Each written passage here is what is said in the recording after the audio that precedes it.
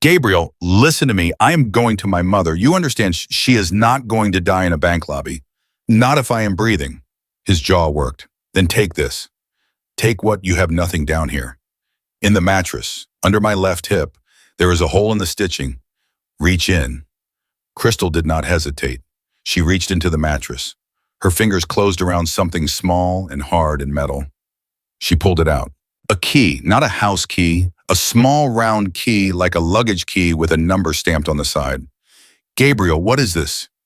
It is the reason they have not killed me yet, Crystal. It is the key to a locker at the Philadelphia airport. Inside that locker is everything I have collected on Victoria Sterling for 3 years. Financial records, shipping manifests, phone recordings, enough to put her in a federal prison for the rest of her life. Crystal's fist closed around the key. She thinks I have it hidden in code inside my head. That is why she is still trying to break me. If you have this, if she finds this on you, she will make you wish you had died in the basement with me. Do you understand? I understand. If you do not come back by tomorrow morning, Crystal, I want you to go to Philadelphia. I want you to open that locker. I want you to take everything inside and drive to the Bureau's field office on Arch Street. You ask for Assistant Special Agent in Charge, Daniel Reyes. Only him, nobody else. You show him this key and say Moretti sent me. He will know. He will do the rest. Gabriel, I am coming back. I believe you, Crystal. I just need you to know the other plan, in case. She did something she had not expected to do. She reached through the chains and she took his face in both of her hands. His beard was ruffled against her palms. His eyes were very close to hers. I am coming back, she whispered. Okay. Say it. You are coming back. She let go. She stood up. She walked out.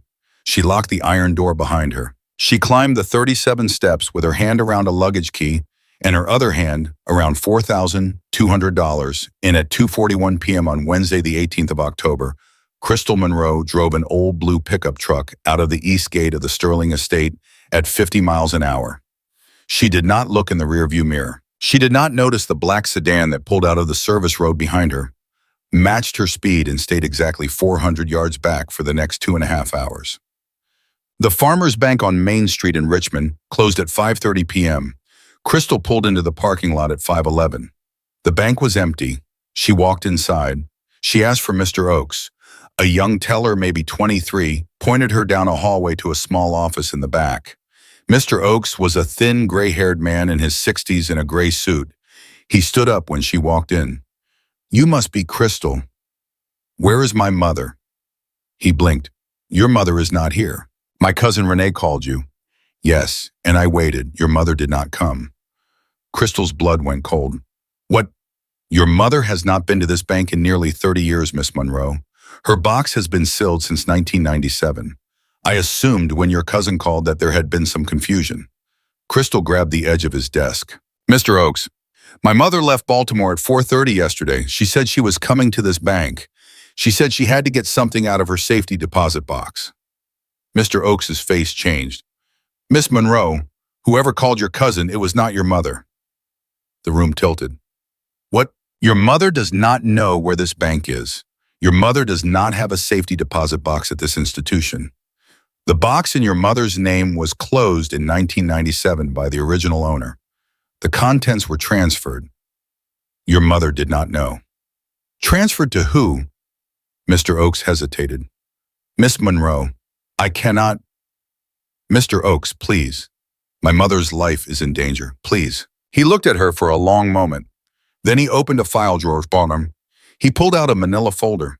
He opened it. He slid a single yellowed piece of paper across the desk. Crystal looked down at it. It was a transfer receipt, dated April 20th, 1997. The contents of the safety deposit box of One Rose Delacroix had been transferred to a new account, in the name of Margaret Ellen Halloway. Mrs. Halloway. Crystal's hand closed around the edge of the desk so hard her knuckles went white. Oh my God. Mrs. Halloway had the envelope. Mrs. Halloway had always had the envelope. Mrs. Halloway had told her the truth about her mother, about Eleanor, about Victoria, about the night in 1997, but she had not told her everything. She had not told her that Margaret Halloway, 71 years old, dying of pancreatic cancer, housekeeper of the Sterling estate, for 29 years, had been sitting on $1.6 billion of evidence the entire time. And Crystal had just driven 3 hours away from her and left her alone in the house with Victoria, with no way to warn her. And somewhere on the road behind Crystal, a black sedan she had not noticed was pulling up to the bank parking lot. And 300 miles to the north eyed the Sterling mansion, Victoria. Sterling set down her phone, turned to the butler and said, "Bring me the head of staff. I would like to have a word with Margaret." Crystal ran out of the bank at 5:17 with the yellow transfer receipt folded in her fist. She did not stop at the parking lot. She did not stop at the truck. She ran past both and into the alley behind the bank because some instinct, some animal twitch she did not know she had, was screaming at her that the parking lot was wrong. She pressed her back against the bricks. She peered around the corner. The black sedan was parked 2 spaces from her pickup, idling, windows dark. A man in the driver's seat, another man in the passenger seat, both of them looking at her pickup truck like it was a mouse they were waiting to pounce on. Thomas was not driving. These men were not Thomas. These men were professionals. Crystal's mind blanked for one long, cold second, and then it started working again very fast. She pulled out her wallet. She had $4,200 in cash. She had the luggage key from Gabriel's mattress. She had a folded transfer receipt that proved a dead woman's housekeeper had been holding $1 billion of secrets for 29 years.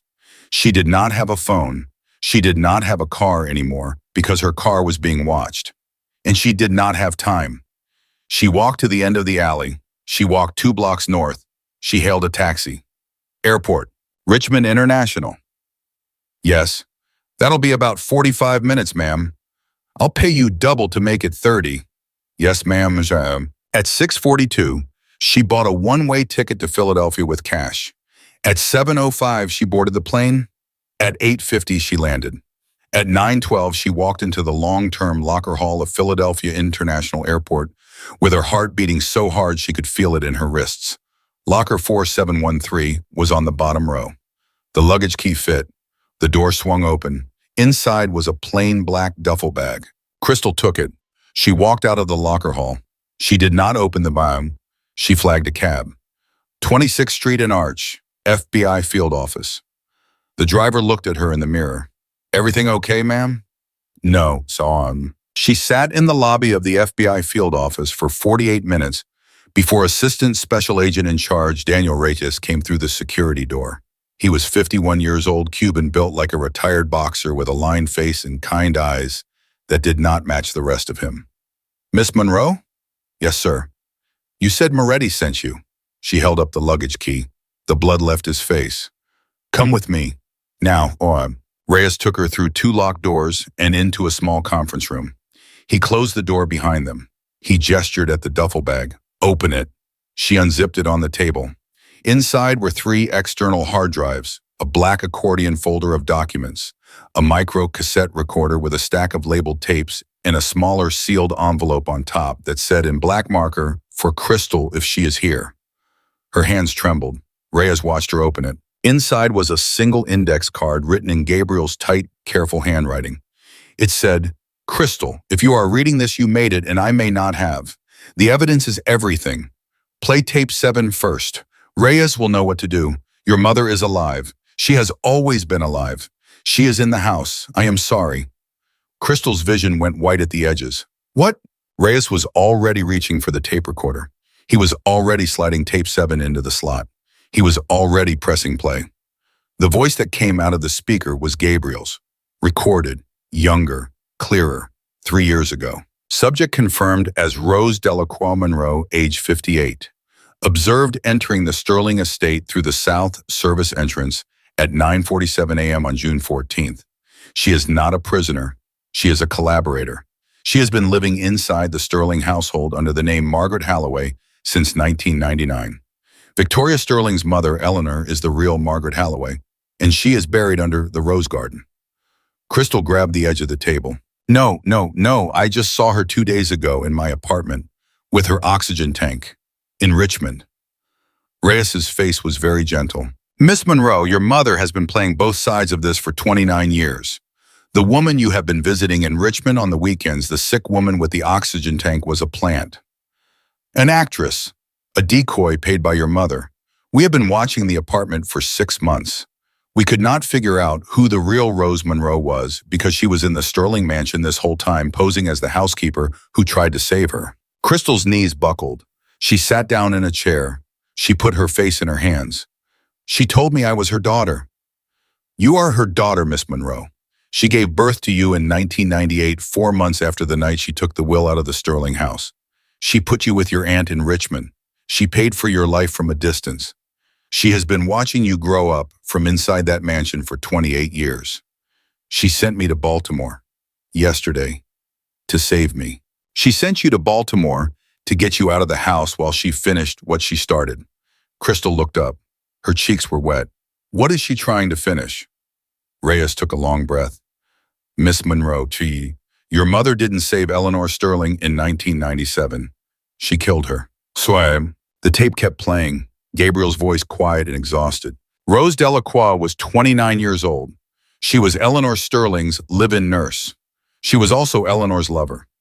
When Eleanor tried to rewrite her will to cut out Victoria, she told Rose she was leaving everything to her. Rose was going to inherit $1.6 billion. But Victoria found out. And on the night of April 19, 1997, Rose made a choice. She increased Eleanor's morphine dose by a factor of 4. Eleanor died in her sleep. Rose took the signed will, hid it, and disappeared.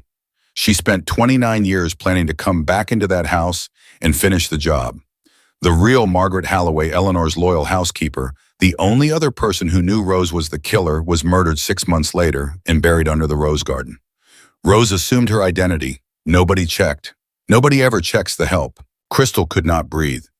No, this is not my mother. My mother is a nurse from Richmond. My mother made me grilled cheese. My mother. Miss Monroe, your mother is the most patient killer this bureau has watched in 20 years. She has spent 29 years earning Victoria's trust. She has spent 29 years waiting for a reason to finish it. Then why now? Because she is dying. Pancreatic cancer, stage 4, 3 months. She has nothing left to lose and one thing left to collect. $1.6 billion in the death of the woman who tried to steal it from her. And me, Reyes looked at her. You are the witness, Miss Monroe. You are the daughter she always planned to bring into the house at the end. You are the one who is supposed to inherit everything when Victoria and Rose are both gone. You are the exit. Crystal sat very still. She thought about Mrs. Halloway in the kitchen. You are your mother's daughter, girl. She thought about the old woman kissing her on the cheek in the lower hall at 2:50 in the morning. God be with you, child. She thought about the envelope, the iron key, the landscaper's truck. Every piece of help the woman had given her laid out in a row now, and what she saw was not a lifetime of kindness.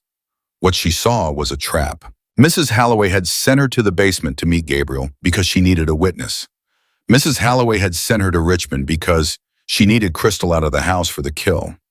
Mrs. Halloway had given her the luggage key speech, go to Philadelphia, go to Reyes through Gabriel, because Mrs. Halloway had known about that locker from the beginning, and she had known exactly where Crystal would end up tonight.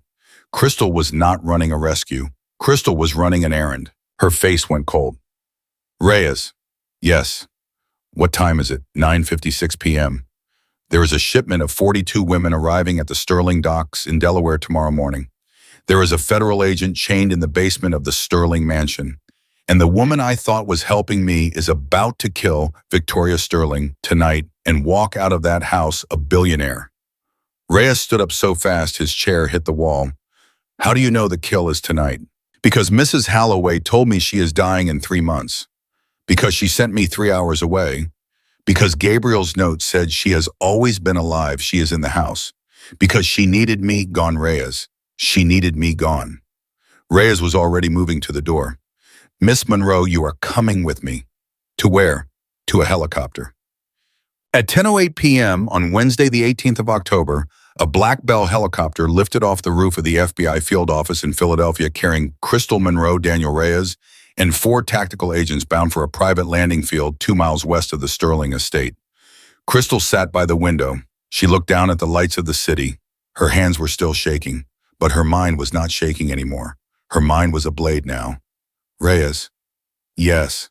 What was in my mother's original plan tonight? Reyes was reading something on a tablet. He did not look up. Based on Moretti's intel, she was going to kill Victoria with a shot of insulin. Victoria is pre-diabetic. A high dose looks like a heart attack on an autopsy. She was going to let Richard find the body.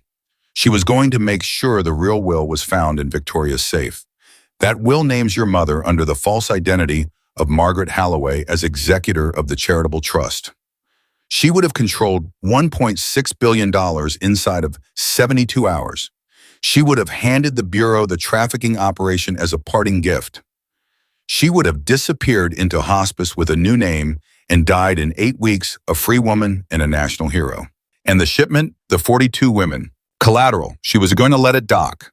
She was going to let them be unloaded into Victoria's trucks.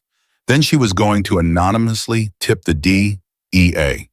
42 women recovered Victoria's name on every manifest, even though Victoria would already be dead. Your mother would have been the whistleblower, posthumously vindicated, and the daughter she abandoned you. Miss Monroe would have been left the entire estate because everyone would have thought the sweet old housekeeper died of her cancer a few weeks later. And Gabriel, Reyes's jaw tightened. Gabriel was never going to walk out of that basement, Miss Monroe. Your mother was going to leave him there, locked in, starving. She was going to seal that door with concrete and pour a new wine cellar floor on top of it.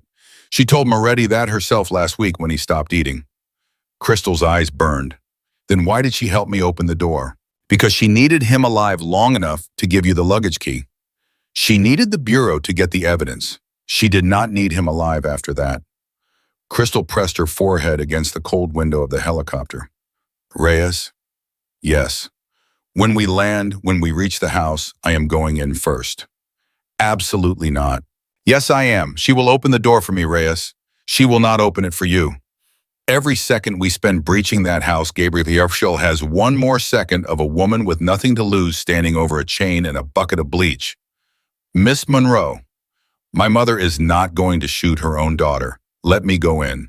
Give me 90 seconds, then breach. Reyes looked at her for a long, hard moment. 90 seconds. And you wear a wire. Fine. And if she reaches for a needle, Miss Monroe, you run. You do not fight her. You run. Fine. The helicopter set down in a dark pasture at 10:44. Crystal was in an unmarked car with Reyes 90 seconds later. They rolled up the service road with the headlights off. They stopped 200 yards from the servant's door. 90 seconds, Miss Monroe, starting the moment you crossed the threshold. Understood. She climbed out of the car. She walked up the gravel path. She pushed open the servant's door. She walked into the dark kitchen. The house was silent. The kitchen light was off, but a single light was on at the far end of the house, a soft, warm glow coming from Victoria's drawing room. Crystal walked toward it. She reached the doorway, and she saw them.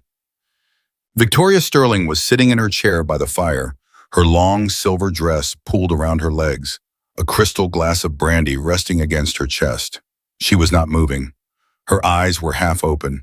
Her lips were slightly parted. Her chest was not rising. Kneeling beside the chair, holding Victoria's limp wrist between her fingers like a nurse checking a pulse, was the old woman Crystal had known for 9 months as Margaret Holloway. Her mother, Rose Delacroix. She looked up when Crystal walked in, and she smiled. A slow, tired, almost gentle smile. Hello, baby. Crystal's voice came out very small. Hi, Mama. You weren't supposed to be back until tomorrow morning. I flew. Rose nodded as if this was a practical detail, nothing more. And you went to Philadelphia? Yes. And you talked to Reyes? Yes. And he told you? Yes. Rose set Victoria's wrist down. She stood up slowly, one hand bracing against the chair. She was small, thinner than Crystal had ever noticed before. An old woman dying by inches. I always wondered how you would look at me, baby, when you knew. Mama, what did you do? What I promised Eleanor Sterling I would do the night she died in my arms 29 years ago. Rose reached into the pocket of her gray shawl. She took out a small white prescription bottle. She begged me, Crystal. She was in so much pain at the end. She begged me, and I loved her, baby. I loved her the way I never loved your father and never loved anyone. And when Victoria came into that room the next morning and accused me of murder, when she threatened to bury me, I took what was mine. I took the will. I took the life Eleanor wanted me to have. And I took 29 years of my own life to come back to this house and finish it. Mama, the real Margaret Holloway, was already dying when I took her name, baby. She had 6 months. I gave her a peaceful passing in her sister's house in Ohio. That is the one lie Reyes has wrong. I did not kill Margaret. I simply stepped into her shoes. Crystal was shaking her head. You raised an actress to pretend to be you. You let me visit a stranger every weekend for 5 years, Mama. I could not have you in the mansion, baby. Not until you were old enough. Not until I was close enough to the end. You locked a man in the basement. Victoria locked him in the basement, Crystal. I just did not take him out. You were going to bury him down there. Rose's hand tightened on the pill bottle. Her eyes flickered. Baby, I did what I had to do. The women on that boat, they are going to be saved. Victoria is going to take the blame, but you are going to inherit this house and every dollar in it. I am going to be dead in 9 weeks. Nobody else needs to get hurt. Gabriel needs to not get hurt. Gabriel is a federal agent who walked into a house that was not his. He knew the risk. Mama. Crystal. I'm wearing a wire. The whole room froze. Rose's eyes widened. For 1/2 second, they were not the eyes of a criminal. They were the eyes of a mother looking at a child who had just said something that could never be taken back. Oh, baby. Reyes is outside. He is coming in 30 seconds. Why did you tell me that? Because I am giving you 30 seconds, Mama, to walk into that basement, to unlock that chain, and to let Gabriel out. You do that and I will tell Reyes you surrendered. You do not do that and I will tell Reyes you reached for a needle. Rose stared at her daughter for a very long time, and then she did something Crystal had not expected. She laughed. A small, soft, broken laugh, the laugh of a woman who has finally been outplayed by the one person she never thought could outplay her. 28 years old, Rose said softly, and you walked into this house and you beat me in 9 months. 29 seconds, Mama. Rose reached into her pocket. She took out the iron key. She set it on the mantelpiece. Tell the agent in the basement I said I'm sorry. I will. Tell him my name was Rose. Just Rose. I will. And Crystal. Yes, Mama. Everything in the safe at the top of the stairs is yours. The will, the envelope, the charitable trust. Eleanor wanted it to go to a good person. I was never a good person, baby. But you are. Rose sat down. She folded her hands in her lap. She closed her eyes. Tell Reyes he can come in now. Swam. Reyes and 4 tactical agents walked through the front door 14 seconds later. They did not find a woman reaching for a needle. They found Rose Monroe, 71 years old, sitting quietly in an armchair beside the body of Victoria Sterling, waiting to be taken into federal custody. Beside her on the rug were 2 untouched syringes and a pill bottle. She had not resisted. She had not run. She had looked her daughter in the face and she had chosen in the last 30 seconds of her freedom the one thing she had never chosen before in her life: to lose. Gabriel Moretti walked out of the basement at 12:07 on the morning of October 19th. Supported by 2 agents, his eyes squinting against the first electric light he had seen in 123 days. Crystal was waiting at the top of the stairs. He stopped when he saw her. You came back. I told you I would. You really did. She put her arm around his waist. She walked him into the kitchen. Reyes already had a paramedic there with a blanket and a thermos of warm broth. Gabriel. Yes. My mother told me to tell you she's sorry. I heard. Is it enough? He looked at her for a long time. It is enough that you came back, Crystal. The rest is for a courtroom. At 5:43 that morning, 230 miles away, a shipping container was opened on a dock in Delaware under the watch of 14 federal agents. 42 women, the youngest was 16. The oldest was 24, walked out blinking into the cold October dawn. Every one of them lived. At 7:15 that morning, Richard Sterling was arrested in his home in Dubai on 7 counts of wire fraud and conspiracy. At 9 o'clock that morning, Rose Delacroix Monroe was charged in federal court with 1 count of second-degree murder, 1 count of aggravated kidnapping, 2 counts of conspiracy, and obstruction of justice. She pleaded guilty on all counts. She asked for no deal. She did not look at her daughter in the courtroom. She died in a prison hospice 73 days later on the morning after Christmas. Crystal was with her. Neither of them spoke for the last 2 hours. There was nothing left to say that had not been said, and nothing left to forgive that could be forgiven in a single morning. But at the very end, Rose turned her head on the pillow, and she whispered 3 words, "You were enough." Crystal held her hand until the room went quiet.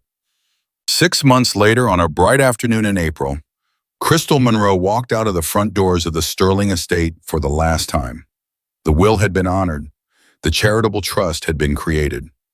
$1.6 billion had been placed in the hands of a foundation that funded rescue operations for trafficked women in 17 countries.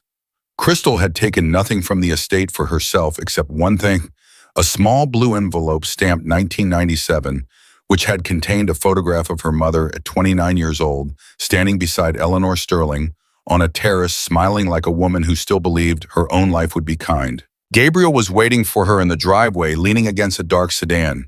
His beard was gone. His eyes were clearer. He had gained back 22 pounds.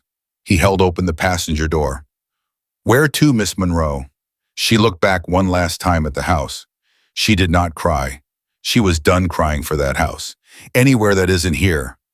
I know a coffee shop in Philadelphia that makes decent pie." "Pie will do." She got in the car. She did not look in the rearview mirror. Crystal Monroe had walked into the Sterling mansion 9 months and 1 week before as an invisible maid with a dying mother and $93,000 of medical debt. She walked out of it that April afternoon as the woman who had unmade a billionaire, buried a killer, freed 42 strangers, saved one good man from an iron door, and survived the only family she had ever known. And she never, not for one day of the rest of her life, was ever invisible again.